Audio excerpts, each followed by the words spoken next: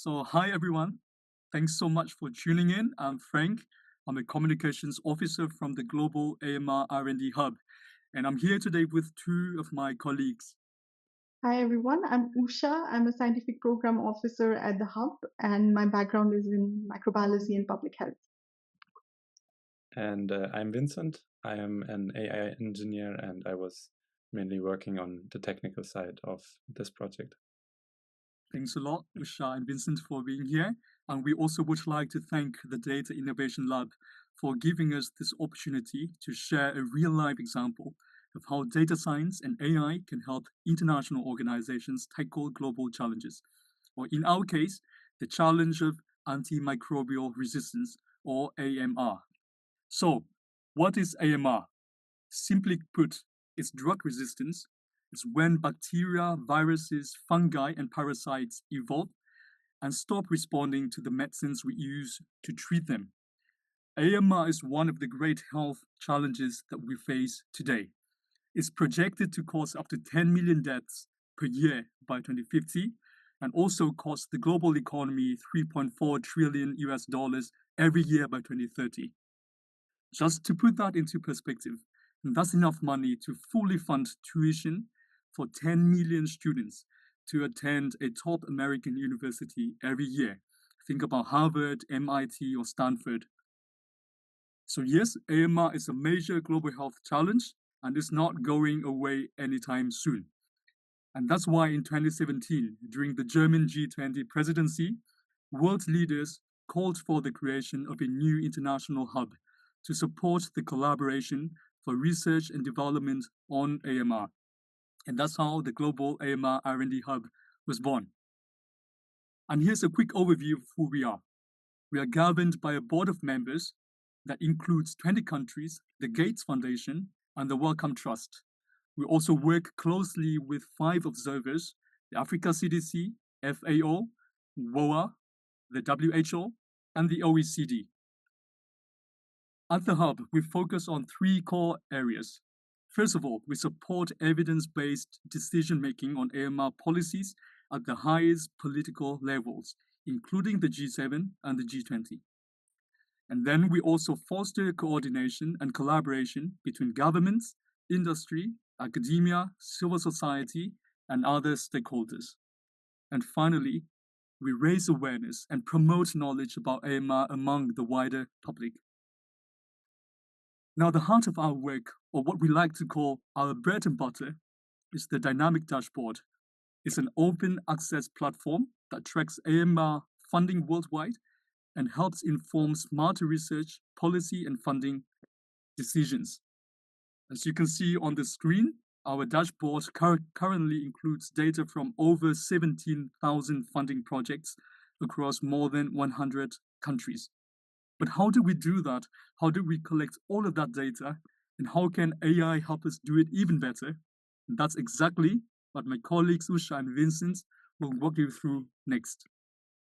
Thanks, Frank. This slide here illustrates our earlier manual workflow. The process begins by identifying and extracting relevant AMR R&D projects information through channels such as existing public funder data portals or press releases, broader R&D database platforms like dimensions.ai, and directly engaging with funders where there is no other information available. This is often the first challenge, identifying data through multiple channels involving repeated checks without a clearly defined pathway. In the next step, the data undergo processing and quality control involves identifying and correcting inconsistencies, duplicates, and verifying plausible budget figures and more. Processed data is then imported into our cloud-based Azure database with additional consistency checks, duplication checks. In the next step, the projects are systematically categorized based on its title and abstract using predefined categories and definitions which are available in the dashboard library.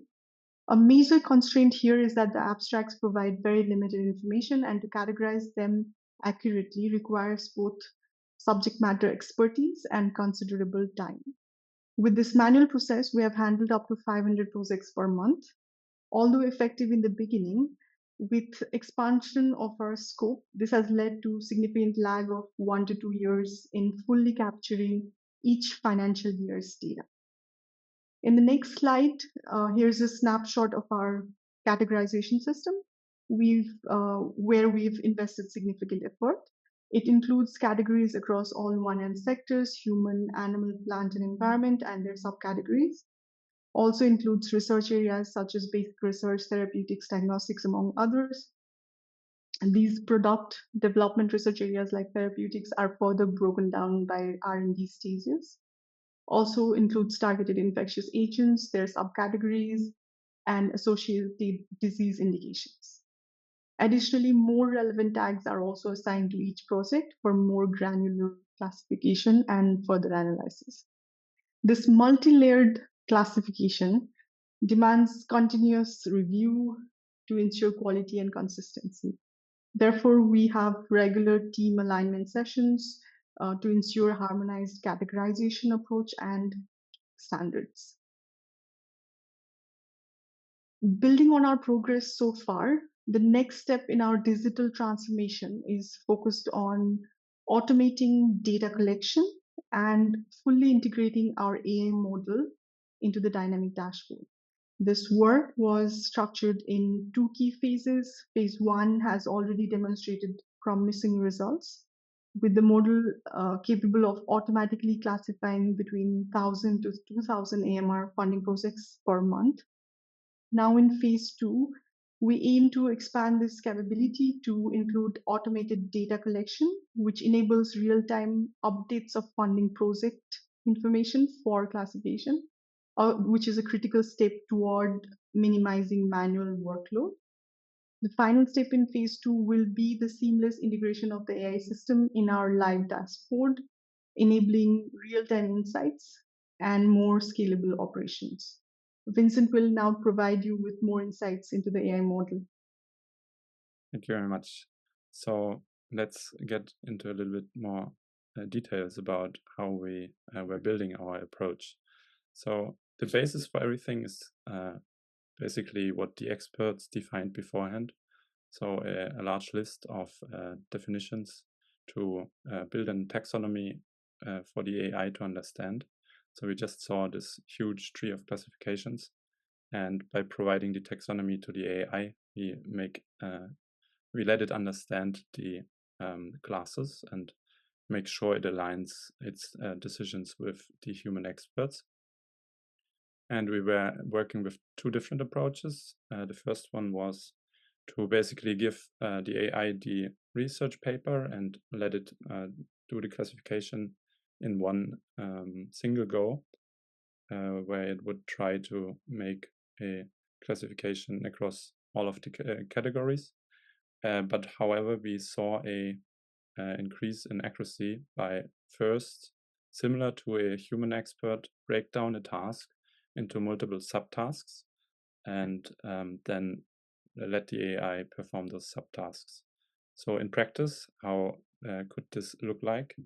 For example, when we try to classify infectious agents, an expert would go ahead and first look at the research paper, ask questions like, are there any agent groups mentioned, like bacteria or viruses?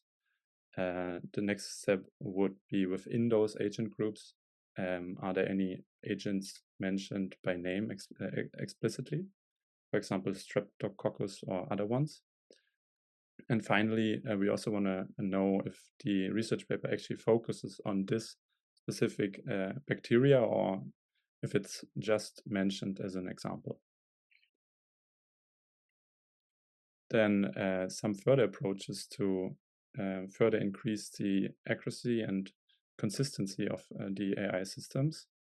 The first one being basically reiterating on the results of AI classifications and asking again, was this classification that you made in the first step, was it actually correct or not? Kind of making the AI systems correct their own mistakes.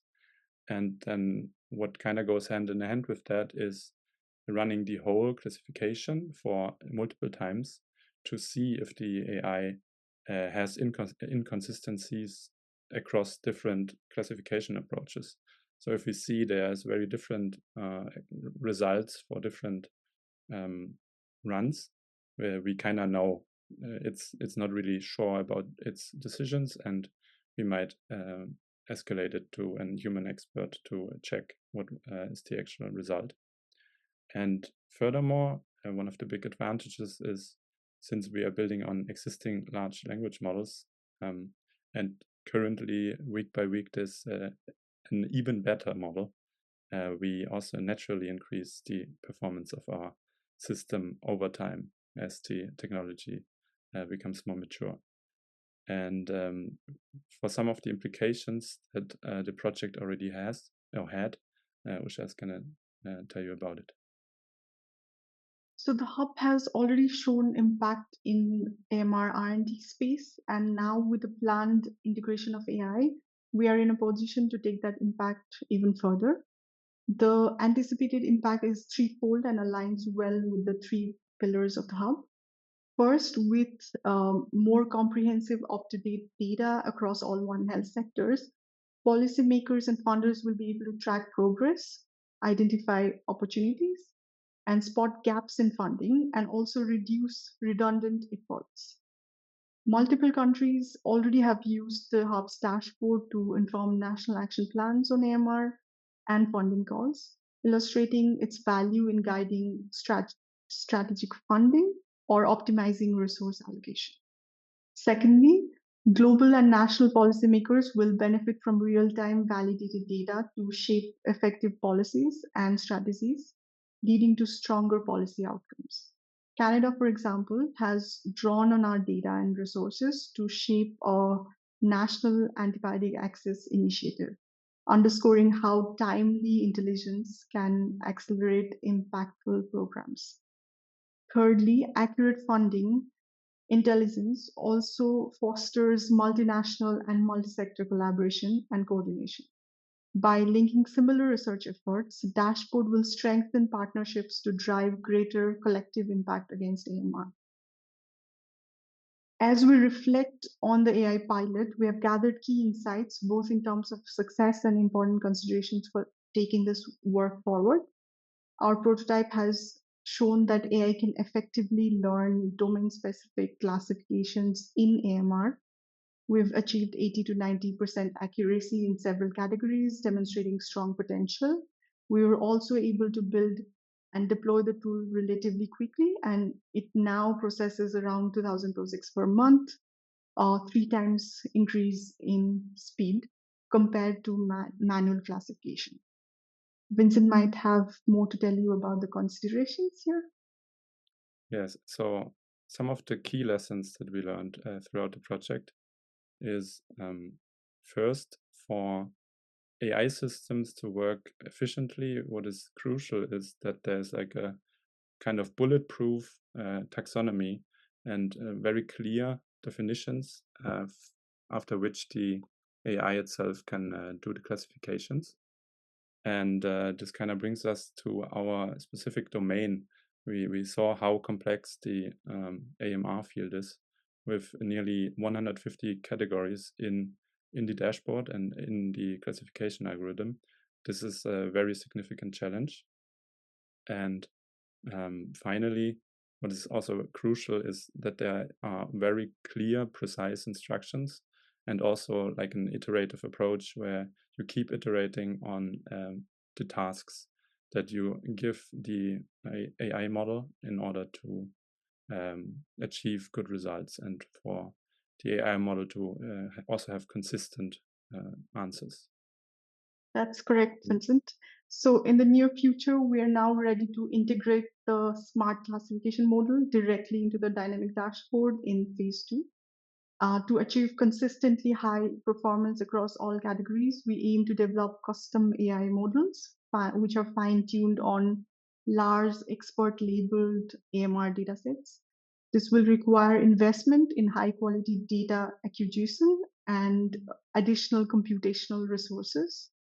Beyond AMR, this AI-driven model can also be adopted for broader applications to support broader global health R&D strategies. And this model could also be applied to sectors like climate change or education and social welfare to improve the tracking and analysis of funding flows, ultimately supporting more informed decision makings.